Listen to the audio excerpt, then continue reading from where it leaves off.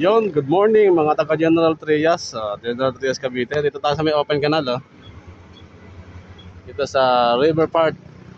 So mga paps, ito pala yung pinakamalaking SM dito sa buong Cavite na ginagawa. Kaya po mga paps, ongoing po yung mga construction ng SM dito sa General Trias. Yan, Lancaster po yan. At doon po yung palabas ng General Trias din yun. Dito mapunta Dasmar yan. Ayun mga paps, abang-abang lang tayo dito sa bagong SM na tinatayo dito sa General Trias sa may open canal. Malaking SM to. Hanggang dito na lang mga paps. Bye bye. Let's go.